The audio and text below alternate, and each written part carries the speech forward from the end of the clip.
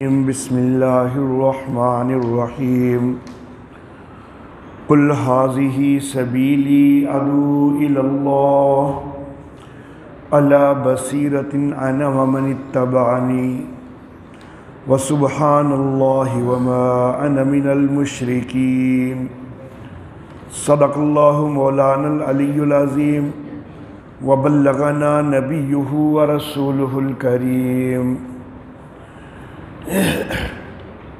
محترم احباب،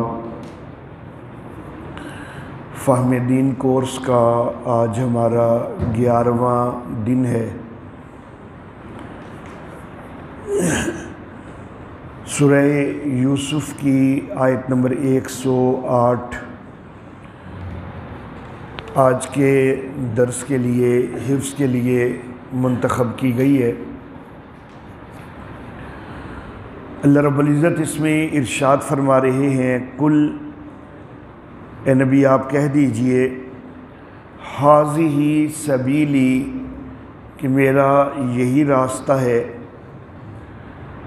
ادعو الی اللہ کہ میں اللہ کی طرف بلاتا ہوں،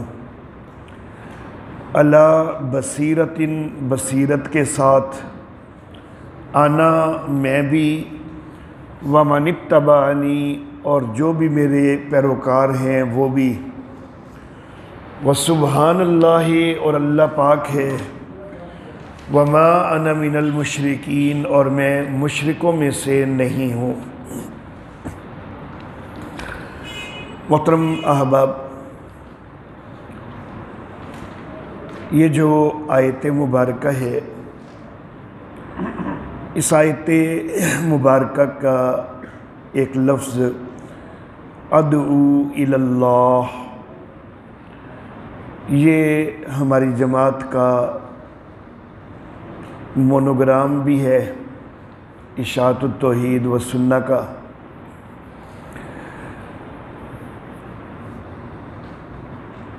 لہو دعوت الحق اور ادعو الی اللہ، یہ دو جملے جو ہیں یہ ہماری جماعت کے مونوگرام کی حیثیت رکھتے ہیں، اور تحدیث بن نعمت کے طور پر یہ بات میں عرض کرنا چاہوں گا کہ لہو دعوت الحق والا جو جملہ ہے، اس کو جو جماعت کے مونوگرام کی حیثیت دی گئی تو وہ تو ہمارے اکابر نے، ہمارے بزرگوں نے کسی زمانہ میں دی تھی، اور یہ جو ادعو الی اللہ ہے، اس کو ایک مونوگرام کی حیثیت دینا، تو اس کا اعزاز جو ہے وہ الحمدللہ مجھے ہی حاصل ہے۔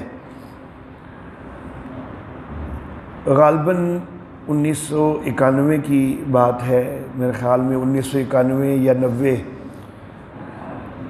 طلبہ توحید و سنت کی ہم بنیاد رکھ رہے تھے اور اس کے لیے دستور تیار کر رہے تھے، تو مونوگرام کے طور پر یہ ادعو الی اللہ کا لفظ جو ہے یہ میں نے پہلی دفعہ استعمال کیا تھا۔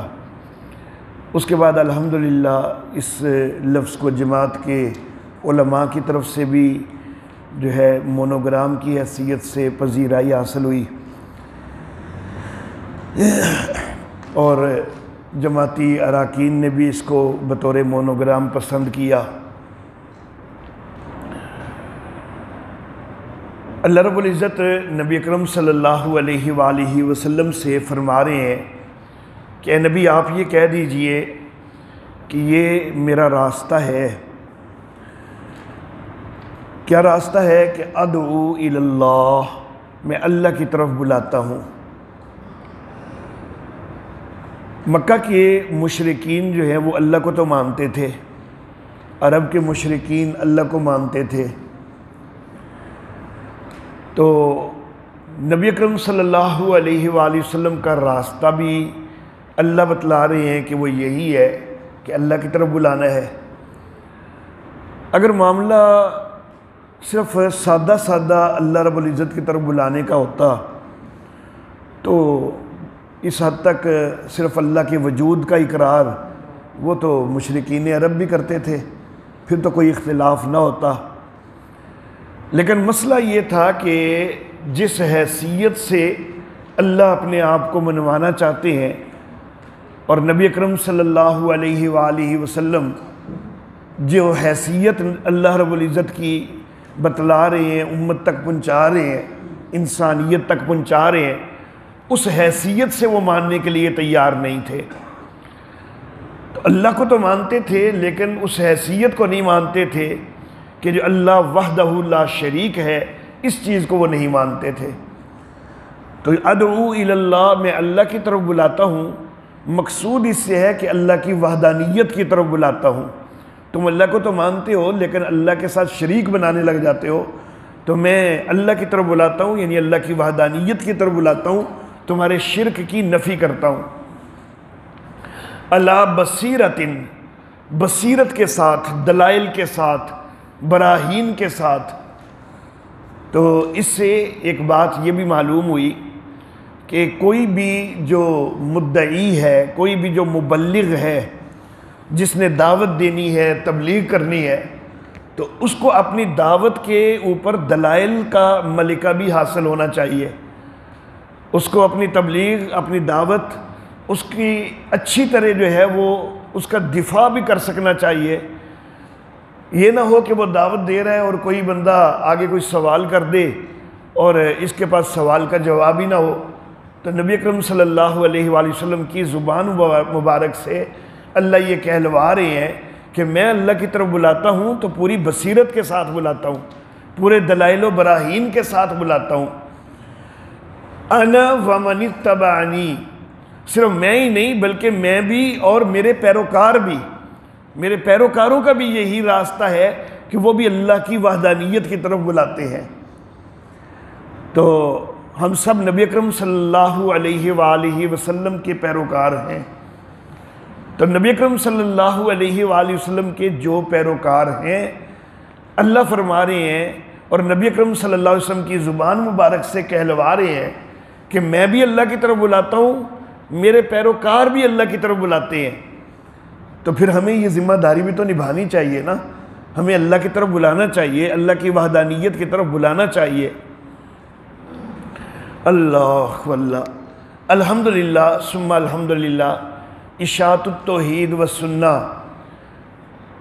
اپنے اکابر سے لے کر اب دور حاضر کے ہم جیسے ناچیز لوگوں تک بھی جتنی ہماری ہمت ہو سکتی ہے، ہم اس مشن کو لیے ہوئے ہیں، اس کو آگے بڑھانے کی کوشش کر رہے ہیں کہ ہم اللہ کی وحدانیت کی طرف لوگوں کو دعوت دیتے ہیں۔ تو میں آپ سب احباب سے بھی گزارش کرنا چاہوں گا کہ ہر موقع پر آپ اشاعت التوحید و سنہ کا ساتھ دیجئے، اور یہ جو ذمہ داری اللہ رب العزت نے امت محمدیہ کی لگائی ہے کہ اللہ کی طرف بلانا، اس ذمہ داری کے اندر اپنے کردار کو ادا کیجئے۔ اللہ واللہ۔ اب یہاں پر نبی اکرم صلی اللہ علیہ وآلہ وسلم کی ساری امت وہ آپ کی پیروکار تو ہے۔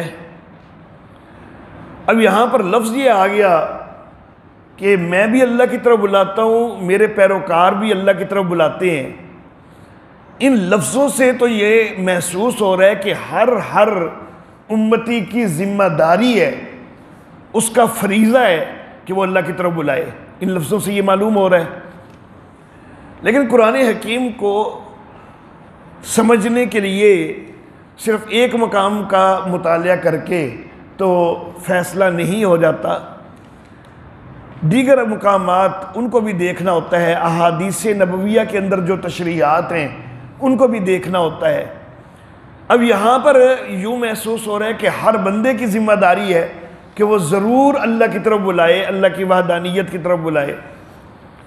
لیکن دوسری طرف قرآن حکیم میں وَلْتَكُمْ مِنْكُمْ أُمَّةٌ کا لفظ بھی دعوت کے حوالہ سے استعمال کیا ہے کہ تم میں سے ایک جماعت ہونی چاہیے کہ جو خیر کی دعوت دیتی رہے۔ تو اب ایک جگہ پر اللہ کہہ رہے ہیں کہ تم میں سے ایک جماعت ہونی چاہیے، یہاں پر جو ہے وہ لفظوں سے بظاہر یوں لگ رہا ہے کہ ہر بندے کی ذمہ داری ہے. تو اصل میں یہاں پر جو یہ لگ رہا ہے کہ ہر بندے کی ذمہ داری ہے، لیکن ساتھ پہلے ایک شرط بھی ہے کہ علی بصیرت، بصیرت کے ساتھ. اور ہر بندہ تو اتنی بصیرت حاصل نہیں کر سکتا. کئی افراد جو ہیں امت محمدیہ کے اندر وہ ذہنی طور پر اتنی صلاحیت نہیں بھی رکھتے کہ وہ بصیرت کے ساتھ لوگوں کو دعوت دیں، دلائل اور براہین کے ساتھ دعوت دیں. تو یہاں پر علی بصیرت ان کا لفظ بھی ساتھ موجود ہے، اس کو بھی مد نظر رکھنا ہے. اور وَلْتَكُمْ مِنْكُمْ أُمَّةٌ يَدْعُونَ إِلَى الْخَيْرِ اس کو بھی مد نظر رکھنا ہے. تو ساری چیزوں کو مد نظر رکھتے ہوئے جو چیز سامنے آتی ہے وہ یہ ہے کہ ایک ہے اللہ کی طرف بلانا اس انداز میں کہ ہم اپنے کردار کی اتنی اصلاح کریں، اپنے اخلاق کی، اپنے کردار کی، اپنے عمل کی اتنی اصلاح کریں کہ غیر مسلم وہ ہمارے کردار سے متاثر ہوں کہ جس نبی کے پیروکار اتنے اعلیٰ کردار والے ہیں، اعلیٰ اخلاق والے ہیں، اس نبی کا اخلاق کیسا ہوگا، اس دین کی تعلیمات کتنی اعلیٰ ہیں، تو لوگ ہمارے کردار سے متاثر ہو کر وہ اللہ کے دین کی طرف آئیں. یہ والی دعوت ہر بندے کے لیے لازم ہے. ہر امتی کو اپنا کردار اعلیٰ سے اعلیٰ بنانا، اس کے لیے کوشش کرنا یہ فرض ہے، لازم ہے. اس کے اندر کوئی گنجائش نہیں ہے، کوئی لچک نہیں ہے. اپنے کردار سے دعوت دینا، اس کے لیے اپنے کردار کو بہترین سے بہترین کرنے کی ہر لحاظ سے کوشش کرنا یہ ہر امتی کے لیے لازم ہے. اور دوسرا ہے کہ باقاعدہ کوئی درس وغیرہ کے ذریعے لوگوں کو جا جا کے مل کے تبلیغ کرنا، تو وہ جو اہل بصیرت ہیں وہ ان کا کام ہے، جو بصیرت رکھتے ہیں، جو دلائل و براہین رکھتے ہیں. ہاں البتہ یہ ہے کہ اہل بصیرت کے اندر شامل ہونے کی کوشش ضرور کرنی چاہیے. اہل بصیرت اگر یہ نیکی حاصل کر رہے ہیں تو دیگر احباب بھی وہ اہل بصیرت کی صف میں آ سکتے ہیں، وہ بھی اس نیکی کے اندر اپنا کردار ادا کر سکتے ہیں. ان کو بھی کوشش ضرور کرنی چاہیے، محنت کرنی چاہیے کہ ہم بھی دلائل و براہین کے ساتھ دعوت دینے والے بن جائیں. پھر وہ دعوت ہے کیا، اس کا خلاصہ آگے ذکر فرمایا، وہ سبحان اللہ، وہ اللہ پاک ہے. یہ دعوت ہے. وہ جو ادعو الی اللہ، اس کے اندر ایک اجمالی بات ہوئی تھی، اب اس کی یہ تفصیل آ گئی کہ شرک سے جو ہے وہ اللہ کی پاکی، اس کو لوگوں کے اندر عام کرنا ہے. وَمَا أَنَا مِنَ الْمُشْرِكِينَ، اور اے نبی آپ کہہ دیجئے کہ میں مشرکوں میں سے نہیں ہوں. نبی اکرم صلی اللہ علیہ وآلہ وسلم آپ سے شرک کا شائبہ تک بھی کبھی نہیں ہو سکتا. نبی تو معصوم ہوتے ہیں، اور معصوم سے تو صغیرہ گناہ بھی نہیں ہوتا. شرک جیسے کبیرے گناہ کا شائبہ ہو جائے نبی سے، یہ تو کبھی ہو ہی نہیں سکتا. تو پھر بھی اللہ کہلا رہے ہیں کہ میرے محبوب آپ کہیے کہ میں مشرکوں میں سے نہیں ہوں. مقصود امت کو توجہ دلانا ہے کہ شرک انتہائی گھنونی چیز ہے. اتنی گھنونی چیز ہے کہ سورہ زمر کے اندر اللہ رب العزت نے نبی اکرم صلی اللہ علیہ وآلہ وسلم کو خطاب کرتے ہوئے فرمایا ہے کہ سونے محبوب، یہ وہی جو ہم اب آپ کی طرف کرنے لگے ہیں، یہ وہی ہم نے پہلے نبیوں کو بھی کی ہے، اور اب آپ کو بھی یہ وہی کر رہے ہیں. کیا وہی کر رہے ہیں؟ لَإِنْ أَشْرَكْتَ لَيَحْبَطَنَّ عَمَلُكَ، میرے محبوب اگر تو نے بھی شرک کیا تیرے عمل بھی برباد ہو جائیں گے. تو کتنی گھنونی چیز ہے. نبی اکرم صلی اللہ علیہ وآلہ وسلم جن سے شرک کا شائبہ تک بھی نہیں ہو سکتا کبھی بھی، تو ان کے لیے ان کو اللہ رب العزت باقاعدہ مخاطب کر کے اور پھر ساتھ یہ بھی بتا کے کہ یہ وہی سارے نبیوں کی طرف کی گئی ہے، آپ کی طرف بھی کی جا رہی ہے کہ اگر آپ نے بھی شرک کیا آپ کے عمل بھی برباد ہو جائیں گے. اللہ اللہ. سورہ انعام کے اندر اللہ رب العزت نے 18 نبیوں کے باقاعدہ نام لیے ہیں. 18 نبیوں کے. قرآن حکیم میں کسی اور مقام پر اتنے نام نبیوں کے اکٹھے کبھی نہیں آئے. اسی ایک مقام پر سورہ انعام کے اندر 18 نبیوں کے اللہ نے نام لیے، اور پھر ساتھ مزید کہا کہ ان کے آبا میں بھی مزید نبی، ان کی اولادوں میں بھی مزید نبی، ان کے بھائیوں میں بھی مزید نبی، تو گویا کہ باقی نبیوں کی طرف بھی اشارہ کر دیا۔ تو ان ساروں کا تذکرہ کرتے ہوئے وہاں پر اللہ رب العزت نے فرمایا کہ اگر یہ نبی بھی شرک کریں تو لَحَبِطَ عَنْهُمْ مَا كَانُوا يَعْمَلُونَ، جو کچھ بھی وہ کرتے رہے وہ سب کچھ برباد ہو جائے۔ اگر یہ نبی بھی لَوْ أَشْرَكُوا، اگر یہ بھی شرک کریں، حالانکہ نبیوں سے شرک کا شائبہ ہی نہیں ہو سکتا، تو امت کو سمجھانا مقصود ہے کہ خیال کرنا اعمال تم اتنے اعلیٰ سے اعلیٰ لے کے بھی آ جاؤ نا کہ جو نبیوں کے اعمال کے مشابہ ہونے لگ جائیں، تم ساری رات مصلی کے اوپر گزارنے والے بن جاؤ، تم نفلی روزوں کے بھی اہتمام کرنے والے بن جاؤ، لیکن اگر ساتھ شرک موجود ہے نا تو پھر کوئی عمل بھی قبول نہیں ہے۔ تو یہ چیز ہے، یہ دعوت ہے۔ سبحان اللہ، اللہ پاک ہے، شرک سے اللہ پاک ہے۔ وما انا من المشرکین، اور میں مشرکوں میں سے نہیں ہوں۔ یہ سبحان اللہ جو ہے یہ اللہ کی توحید ہے، اور ما انا من المشرکین یہ نبی اکرم صلی اللہ علیہ وسلم کا اس کے اوپر عمل ہے، اس کے اوپر عمل ہے تو اس کو سنت قرار دیا جا سکتا ہے۔ تو یہ توحید و سنت، یہ دونوں چیزیں جو ہیں یہ دین کی بنیاد ہیں، یہ دین کا خلاصہ ہے۔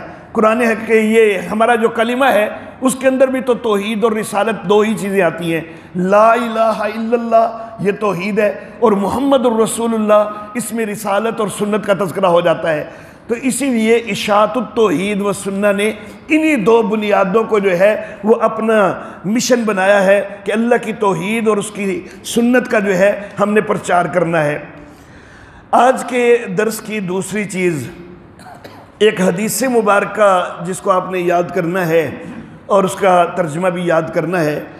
جامع ترمذی کے اندر حضرت سلمان فارسی رضی اللہ تعالیٰ عنہ سے روایت ہے، لا يرد القضاء الا الدعاء، قضاء کو کوئی چیز ٹال نہیں سکتی سوائے دعا کے، ولا يزيد في العمر الا البر، اور زندگی کو کوئی چیز لمبی نہیں کر سکتی، عمر کو کوئی چیز لمبی نہیں کر سکتی سوائے نیکی کے۔ نیکیاں کیجئے آپ کی زندگی لمبی ہوگی، دعائیں کیجئے تو آپ کی تقدیر جو ہے، تقدیر کے اندر جو آپ کے لیے کوئی پریشانیاں ہیں وہ ٹل جائیں گی۔ تقدیر کی پریشانیوں کو ٹال دینے والی چیز دعا ہے، اور عمر کو لمبی کرنے والی چیز نیکیاں ہیں۔ اللہ اللہ، میرے محترم احباب، شریعت اسلامیہ میں دعا جو ہے وہ صرف انسان کی ایک اپنی ضرورت ہی نہیں ہے، بلکہ دعا عبادت ہے۔ شریعت اسلامیہ میں دعا عبادت ہے، یہ مستقل عبادت ہے، اور اہم ترین عبادت ہے، اہم ترین عبادت ہے۔ دعا جو ہے یہ بہت ہی اہم عبادت ہے۔ اللہ اللہ، اجمالاً عرض کرنا چاہوں گا، پورے قرآن حکیم کا خلاصہ سورۃ الفاتحہ کو کہا جاتا ہے، اور سورۃ الفاتحہ کا خلاصہ کیا ہے؟ ایاک نعبد و ایاک نستعین، یا اللہ ہم تیری ہی بندگی کرتے ہیں اور تجھ سے ہی مدد چاہتے ہیں، تجھ سے ہی مدد مانگتے ہیں۔ یہ پورے قرآن حکیم کا خلاصہ ہے۔ اور اس ایاک نعبد و ایاک نستعین میں مفسرین نے لکھا کہ درمیان میں جو واو ہے یہ واو تفسیریہ ہے۔ واو تفسیریہ کا مطلب یہ ہوتا ہے کہ ایک جملہ اس واو سے پہلے آیا ہے، دوسرا جملہ بعد میں آیا ہے، دوسرا جملہ پہلے جملے کی وضاحت کر رہا ہے، اس کی تفسیر کر رہا ہے۔ تو ایاک نعبد، یا اللہ ہم تیری بندگی کرتے ہیں، مراد یہ ہے کہ یا اللہ مانگتے تجھی سے ہیں۔ تو یہ دوسرا جملہ پہلے کی تفسیر کر رہا ہے، تو گویا کہ اصل مراد پہلے جملے سے بھی وہ دوسرا جملہ ہے۔ تو ایاک نستعین گویا کہ یہ سارے دین کا خلاصہ ہو گیا۔ تو یہ ایاک نستعین یہ دعا ہی تو ہے کہ یا اللہ تجھ سے مانگتے ہیں، کسی اور سے نہیں مانگتے۔ تو یہ دعا پورے دین کا خلاصہ ہے کہ دعا اور پکار صرف اللہ سے ہونی چاہیے، کسی اور سے نہیں ہونی چاہیے۔ اللہ اللہ، اور یہ دعا کی بڑی اہمیت ہے جو اس حدیث مبارکہ کے اندر ذکر ہوئی ہے۔ دور حاضر میں کچھ لوگ، کچھ احباب وہ نئی نئی چیزیں جو ہیں وہ نکالتے ہیں، انہی میں ایک چیز یہ بھی کہی جا رہی ہے دور حاضر میں کہ فرضوں کے بعد دعا، اجتماعی دعا، تو وہ بدعت ہے معاذ اللہ۔ میں یہ عرض کرنا چاہوں گا کہ الحمدللہ ثم الحمدللہ ہمارے پاس پورے دلائل ہیں، پوری لمبی تفصیل تو میں نہیں کرنا چاہوں گا، مختصر بات کرنا چاہوں گا کہ فرضوں کے بعد اجتماعی دعا جو ہے یہ قطعاً بدعت نہیں ہے، بلکہ یہ مستحب ہے، 100% یہ مستحب ہے۔ اس کے لیے زیادہ لمبی چوڑی تفصیل میں نہیں جانا چاہتا۔ آپ اس کو بدعت کہتے ہیں کس وجہ سے کہ جی اس کا ثبوت نہیں ہے، بقول آپ کے اس کا ثبوت نہیں ہے، اور جس طرح کا ثبوت آپ مانگتے ہیں نا، اگر ثبوت اسی کا نام ہوتا ہے نا تو پھر نماز بھی بدعت ہے، پھر نماز کا بھی اس طرح کا ثبوت کوئی نہیں ہے، جس طرح کا ثبوت آپ مانگتے ہیں اس طرح کا ثبوت نماز کا بھی کوئی نہیں ہے۔ ثبوت کیا مانگا جاتا ہے؟ جی ایک ہی حدیث کے اندر یہ سارا عمل کہ نبی اکرم صلی اللہ علیہ وسلم نے بھی ہاتھ اٹھائے ہوں، صحابہ نے بھی اٹھائے ہوں، اور نبی صلی اللہ علیہ وسلم نے دعائیہ کلمات کہے ہوں اور صحابہ نے بھی دعا کی ہو، یہ سارا عمل ایک ہی حدیث میں دکھاؤ، تو میں کہتا ہوں پوری نماز ایک ہی حدیث میں دکھاؤ، نہیں ملے گی، پھر نماز کو بھی کہہ دو کہ وہ بھی بدعت ہے۔ بھائی دیکھو، نبی اکرم صلی اللہ علیہ وآلہ وسلم کا فرضوں کے بعد دعا کی فضیلت بیان کرنا صحیح حدیثوں سے ثابت ہے کہ نبی صلی اللہ علیہ وسلم نے فرضوں کے بعد دعا کی فضیلت بیان کی ہے اور کہا ہے کہ یہ قبولیت کا وقت ہوتا ہے فرض نماز کے بعد دعا کرنا۔ نبی اکرم صلی اللہ علیہ وسلم نے صحابہ کرام کو فرضوں کے بعد دعا کی ترغیب دی ہے، یہ صحیح حدیثوں سے ثابت ہے۔ نبی اکرم صلی اللہ علیہ وآلہ وسلم کے بڑے سارے دعائیہ کلمات صرف بخاری کو ہی اگر دیکھ لینا تو اس کی کئی حدیثوں کے اندر موجود ہے کہ نبی صلی اللہ علیہ وسلم نے فرضوں کے بعد یہ دعائیہ کلمات بولے، یہ بولے، یہ بولے، بڑے سارے دعائیہ کلمات نبی اکرم صلی اللہ علیہ وسلم کے صحیح حدیثوں میں موجود ہیں۔ نبی اکرم صلی اللہ علیہ وآلہ وسلم کا فرضوں کے بعد پیچھے کی طرف منہ کر کے بیٹھنا صحیح حدیثوں سے ثابت ہے۔ اب یہ سارا معاملہ متفرق حدیثوں میں یہ موجود ہے، نبی اکرم صلی اللہ علیہ وآلہ وسلم پیچھے منہ بھی کر رہے ہیں، نبی اکرم صلی اللہ علیہ وآلہ وسلم دعائیہ کلمات بھی کہہ رہے ہیں، نبی صلی اللہ علیہ وسلم نے دعا کی فضیلت بھی فرضوں کے بعد بیان کی ہے، اس کی ترغیب بھی دی ہے۔ اب یہ سارا کچھ جب ہے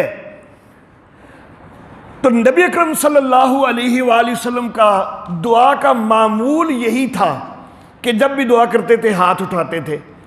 یہ ایک اتفاق ہے کہ فرضوں کے بعد ہاتھ اٹھانے کا نبی اکرم صلی اللہ علیہ وسلم کا ذکر کہ خود نبی صلی اللہ علیہ وسلم نے ہاتھ اٹھائے ہیں، تو یہ اتفاقاً کسی حدیث میں نہیں آیا۔ لیکن دوسری طرف ترمذی کے اندر روایت میں یہ ضرور ہے کہ نبی صلی اللہ علیہ وسلم نے ہاتھ اٹھانے کا حکم دیا ہے۔ اب جب حکم دیا تو یقیناً خود بھی اٹھائے ہوں گے نا، یہ تو نہیں ہو سکتا کہ خود نہ اٹھائے ہوں اور حکم دیا ہو۔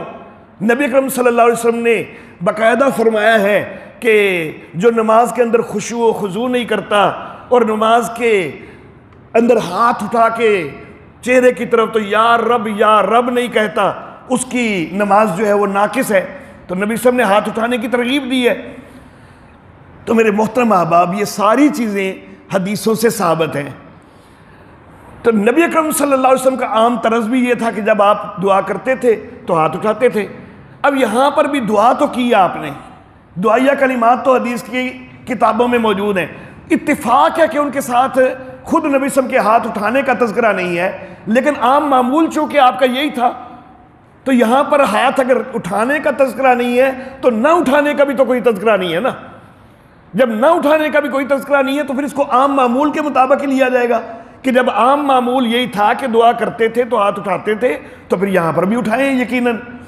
تو میرے محترم احباب، یہ متفرق احادیث جب ہم جمع کریں تو یقینی طور پر یہ ثابت ہوتا ہے کہ نبی اکرم صلی اللہ علیہ وسلم نے بھی ہاتھ اٹھائے ہیں، کیونکہ آپ کا دعا کا طرز عموماً یہی تھا کہ آپ ہاتھ اٹھا کے دعا کرتے تھے، اور صحابہ کرام کو تو آپ نے باقاعدہ ترغیب بھی دی ہے کہ نماز ناقص ہے اگر ہاتھ نہیں اٹھائے۔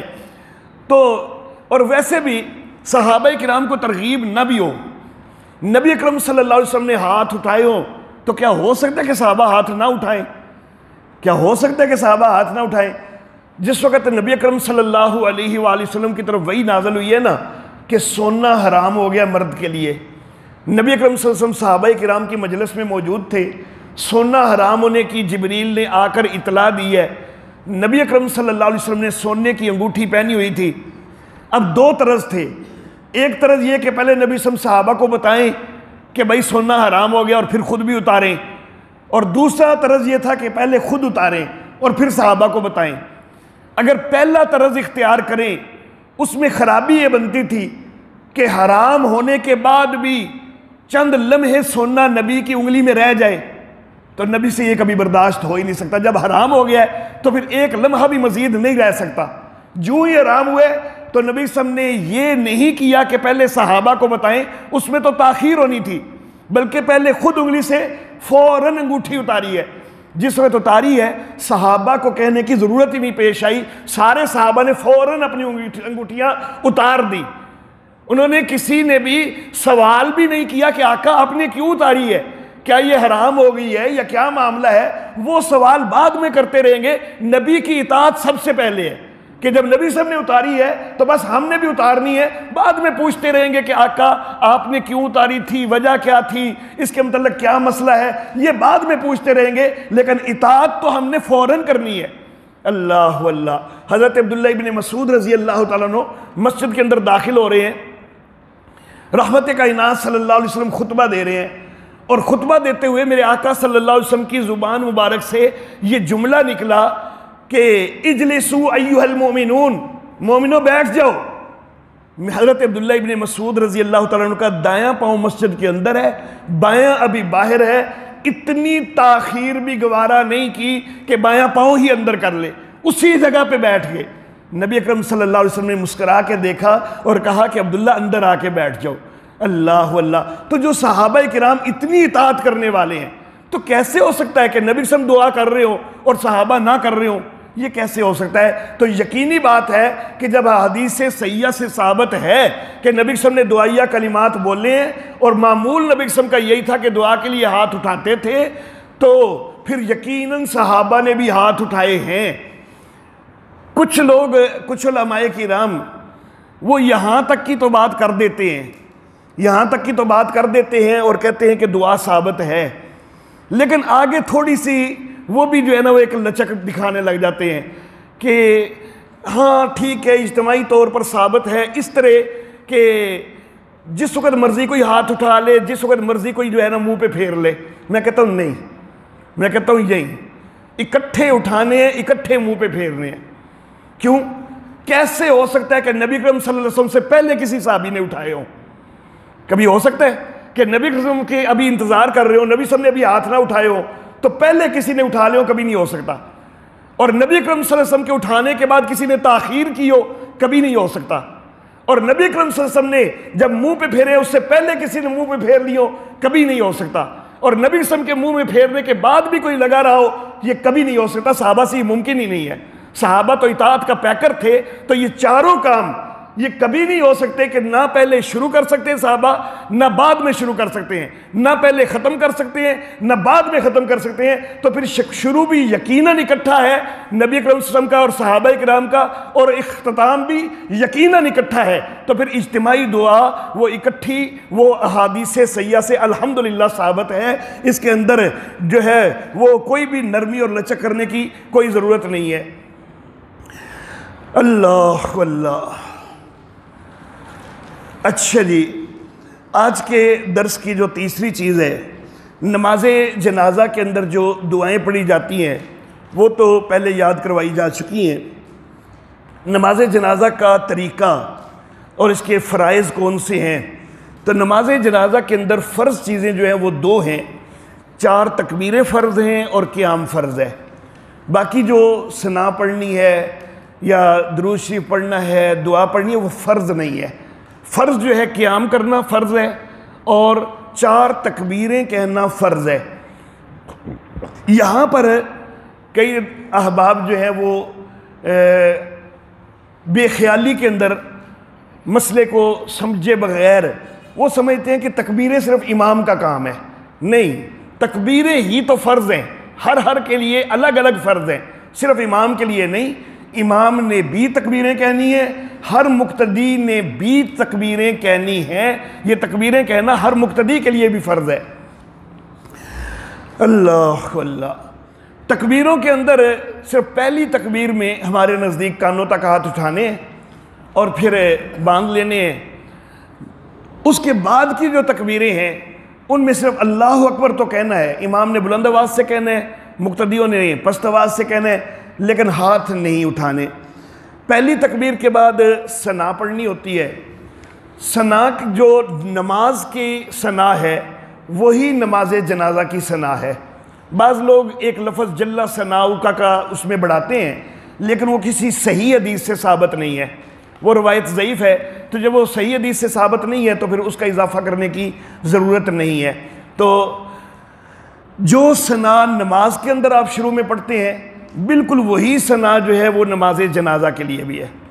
دوسری تکبیر جو ہے تو اس کے بعد درود شریف پڑھنا ہوتا ہے، اور درود شریف بھی کچھ لوگ نماز جنازہ کے لیے کوئی الگ سے درود شریف جو ہے وہ بنا کر سامنے کرتے ہیں، لیکن ایسا ثابت نہیں ہے۔ جو درود شریف ابراہیمی نماز کے اندر آپ پڑھتے ہیں نماز جنازہ میں بھی وہی درود شریف ابراہیمی پڑھنا ہے، اس کے لیے کوئی الگ سے درود شریف نہیں ہے۔ تیسری تکبیر کے بعد دعا ہے، اور دعا جو ہے وہ آپ احباب نے الحمدللہ یاد کر لی ہوئی ہے۔ اس کے بعد چوتھی تکبیر کے بعد دونوں طرف سلام پھیرنا ہوتا ہے، اور کچھ لوگ یہ کرتے ہیں کہ ایک طرف سلام پھیر کے ایک ہاتھ چھوڑتے ہیں، پھر دوسری طرف سلام پھیر کے دوسرا ہاتھ چھوڑتے ہیں، تو ایسا نہیں ہے، بلکہ دونوں طرف سلام پھیرنے کے بعد دونوں ہاتھ اکٹھے چھوڑنے ہیں۔ ایک طرف سلام پھیرنے کے بعد ایک ہاتھ چھوڑنا اس کا کہیں بھی کوئی ثبوت نہیں ہے۔ اچھا جی، نماز جنازہ کے اندر ملنے میں اگر کچھ تاخیر ہو گئی ہے، اس مسئلے کا اکثر لوگوں کو پتہ کوئی نہیں ہوتا کہ پھر کیا کرنا ہے۔ مثال کے طور پر 2 تکبیریں ہو چکی ہیں جب آپ پہنچے ہیں، لیکن آپ کو نہیں پتا کہ کتنی ہوئی ہیں، آپ تو پہنچے ہیں تو جماعت شروع ہے، آپ نے پہنچتے ساتھ اللہ اکبر کہہ کے ہاتھ باندھ لینے ہیں اور آپ نے ثنا ہی پڑھنی ہے۔ پہلی تکبیر آپ نے ثنا پڑھنی ہوتی ہے، آپ نے ثنا ہی پڑھنی ہے۔ اب 2 تکبیریں امام کی ہو چکی ہوئی تھیں، تو آپ اس وقت ملے ہیں، آپ نے ثنا پڑھی ہے، اس کے بعد امام جب اپنی تیسری تکبیر کہے گا تو آپ نے اس کے ساتھ تکبیر کہنی ہے، اور تکبیر کہہ کے تو آپ نے درود شریف پڑھنا ہے، آپ نے درود شریف پڑھنا ہے۔ اس کے بعد پھر امام اپنی چوتھی تکبیر کہے گا، آپ نے بھی تکبیر کہنی ہے۔ امام اب ساتھ ہی سلام پھیر دے گا، امام نے اب ساتھ ہی سلام پھیر دینا ہے، کیونکہ چوتھی تکبیر کے بعد اس نے سلام پھیرنا ہے۔ آپ نے ثنا پڑھی ہے، درود شریف پڑھا ہے۔ اب یہ جو چوتھی تکبیر ہو گئی ہے اور آپ کی یہ تیسری تکبیر بن رہی ہے، کیونکہ ایک تکبیر آپ کی چھوٹ گئی تھی، دوسری تکبیر کے بعد آپ مل گئے ہیں، دوسری تکبیر آپ نے خود کہہ لی، وہ ہو گئی، تیسری امام کے ساتھ ہو گئی، چوتھی بھی ہو گئی، 3 تکبیریں آپ کی ہو گئی۔ اس کے بعد آپ نے پڑھنی ہوتی ہے دعا۔ اب یہاں پر بے شک دعا پڑھیں اور پھر ایک تکبیر کہہ کے سلام پھیرے تب بھی درست ہے، یا دعا نہ پڑھیں اور صرف ایک اور تکبیر چوتھی بھی اپنی پوری کر کے، کیونکہ فرض جو ہیں وہ صرف تکبیریں ہیں، تو صرف تکبیریں اپنی 4 پوری کر کے سلام پھیر دیں تو تب بھی درست ہے۔ تو اگر ساتھ مثلا اگر 3 تکبیروں کے بعد آپ پہنچے ہیں تو آپ صرف ثنا پڑھ سکیں امام کے ساتھ، تو اگلی تکبیروں میں درود شریف اور دعا بھی جو ہے وہ آپ پڑھ لیں تب بھی ٹھیک ہے، نہ پڑھیں، صرف اپنی 4 تکبیریں پوری کر دیں، 4 تکبیریں پوری کرنا فرض ہے، اور پھر سلام پھیر دیں۔ اچھا جی، اس کے بعد جو روزانہ ہم کچھ دعائیں یاد کرتے ہیں، تو آج کے لیے وضو کے حوالہ سے ہم بات کریں گے۔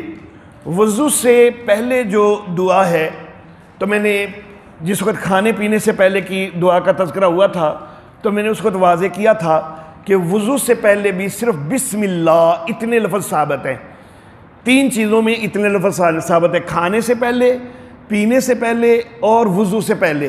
پورا بسم اللہ الرحمن الرحیم ان 3 مقامات پر ثابت نہیں ہے۔ کوئی اور کام کرنا ہے تو پھر تو پوری بسم اللہ الرحمن الرحیم، لیکن کھانا کھانے لگے ہیں یا کچھ پینے لگے ہیں یا وضو بنانے لگے ہیں تو پھر ثابت صرف بسم اللہ اتنے لفظ ہیں۔ اللہ اللہ۔ البتہ بعض علماء کی رائے وہ بھی میں نے بتائی تھی کہ بسم اللہ یہ ایک بطور نام ہے تو پوری بسم اللہ الرحمن الرحیم پڑھی جائے تو وہ بھی درست تو ہو جائے گا، لیکن اولا یہی ہے کہ جو صراحت سے حدیث میں ملتا ہے صرف بسم اللہ، تو اولا یہی ہے کہ صرف بسم اللہ بولی جائے۔ وضو کے بعد جو ہے وہ کلمہ شہادت جو ہے اشہد ان لا الہ الا اللہ وحدہ لا شریک لہ واشہد ان محمدا عبدہ ورسولہ، تو یہ پڑھنا احادیث سے ثابت ہے۔ وضو کے درمیان مختلف اعضاء کو دھوتے ہوئے کئی لوگ کئی دعائیں بتاتے ہیں کہ چہرہ دھوتے ہوئے یہ دعا پڑھنی ہے، ہاتھ دھوتے ہوئے یہ دعا پڑھنی ہے۔ ان ساری دعاؤں میں سے کسی کا کوئی ثبوت کسی حدیث میں نہیں ہے، صرف شروع میں بسم اللہ ثابت ہے اور آخر میں شہادتین ثابت ہے بس۔ اس کے علاوہ جو وضو کے لیے دعائیں مختلف اعضاء کے حوالہ سے لوگوں میں معروف ہوتی جا رہی ہیں بالکل کوئی ثابت نہیں ہے اور ان کو قطعاً نہیں پڑھنا چاہیے۔ جو نبی اکرم صلی اللہ علیہ وآلہ وسلم سے جتنا کام ثابت ہے اتنی حد تک رہنا چاہیے، اس سے اگر بڑھائیں گے تو وہ تو بدعت بنتی جائے گی۔ اچھا جی، جس وقت آخر پہ شہادتین پڑھنے ہیں تو انگلی اٹھانے کا ثبوت جو ہے وہ نہیں ہے۔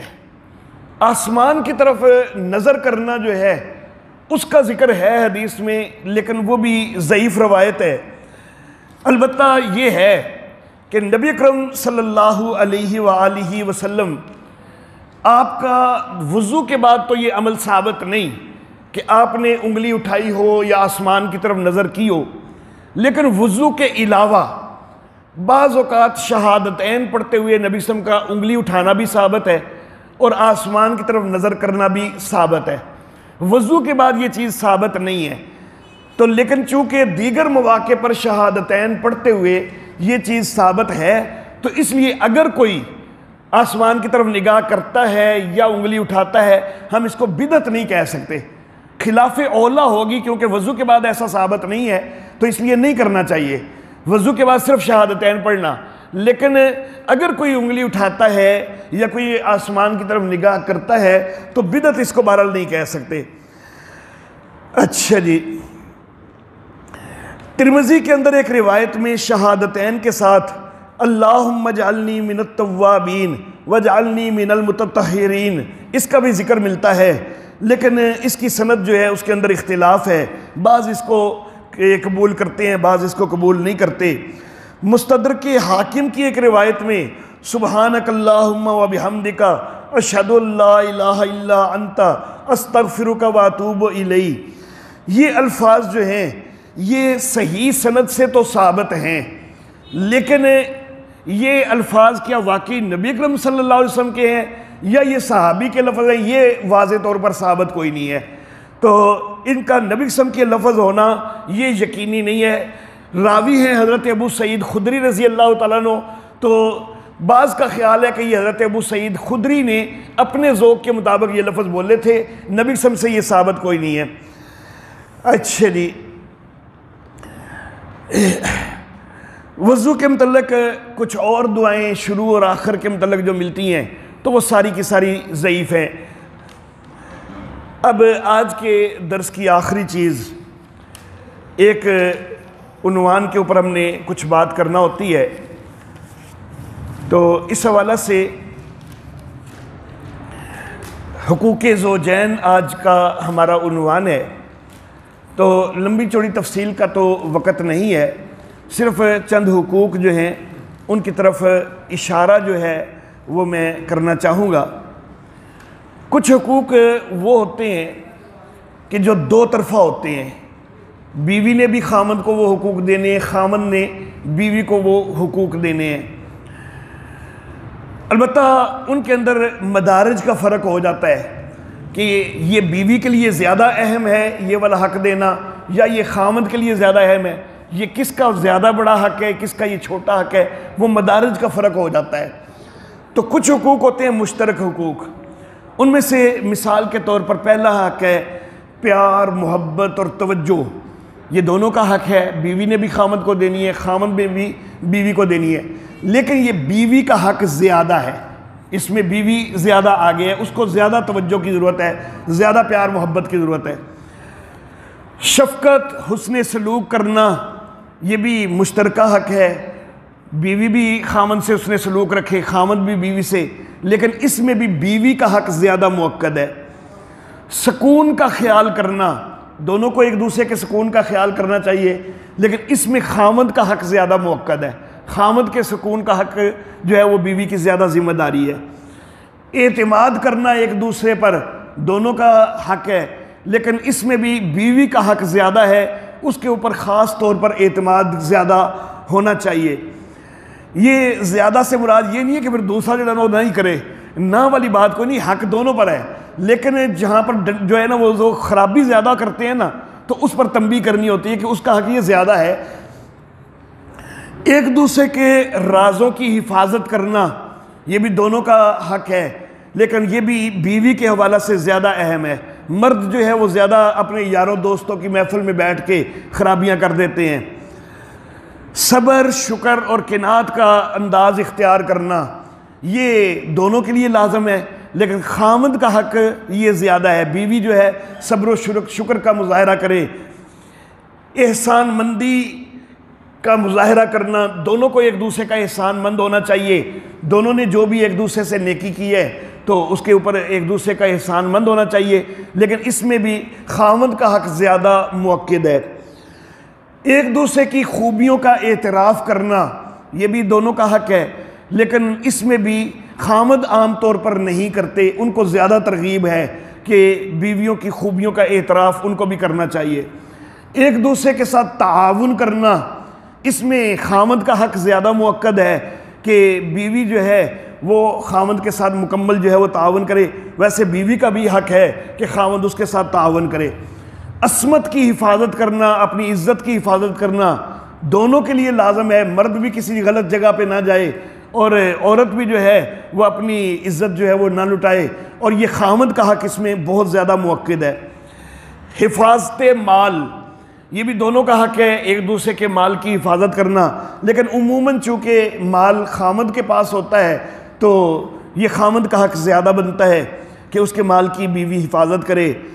ایک دوسرے کے اقارب سے حسن سلوک کرنا تو یہ بھی دونوں کا حق ہے، لیکن چونکہ بیوی نے رہنا ہوتا ہے خامند کے گھر تو خامند کے اقارب سے زیادہ جو ہے وہ ربط بنتا ہے، بیوی کے اقارب سے جو ہے خامند نے جو ہے وہ اتنا ادھر تو آنا جانا نہیں ہوتا، تو یہ خامند کا حق زیادہ مؤکد ہے کہ بیوی نے ان کے اقارب کے اندر رہنا ہے تو ان کا زیادہ خیال کرے۔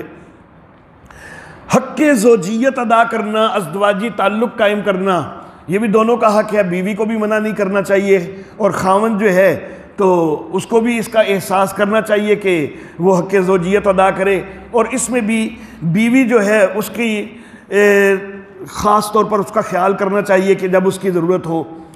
اولاد کی تربیت تو یہ دونوں کا حق ہے، اور خامند کا خاص طور پر، کیونکہ خامند کی اولاد شمار ہوتی ہے، مرد کی اولاد شمار ہوتی ہے، شجرہ نسب جو ہے مرد کی طرف سے چلتا ہے۔ گھر کے ماحول کو درست رکھنا دونوں کی ذمہ داری ہے اور دونوں کا حق ہے، خامند کا حق زیادہ مؤکد ہے، بیوی کے اوپر یہ زیادہ ذمہ داری ہے۔ ایک دوسرے سے نفرت، حقارت وغیرہ سے اجتناب کرنا دونوں کی ذمہ داری ہے، دونوں کا حق ہے۔ بیوی کا حق اس حوالہ سے زیادہ ہے کیونکہ اس میں زیادہ خرابی جو ہے وہ مرد کرتے ہیں۔ ایک دوسرے کے ساتھ درگزر اور معافی کا معاملہ کرنا یہ بھی دونوں کے لیے لازم ہے، لیکن عموماً چونکہ یہاں پر بھی خامند جو ہیں وہ سخت گیر ہو جاتے ہیں تو ان کو زیادہ تاکید ہے کہ بیوی کو درگزر اور معافی جو ہے اس کا معاملہ اس کے ساتھ ہونا چاہیے۔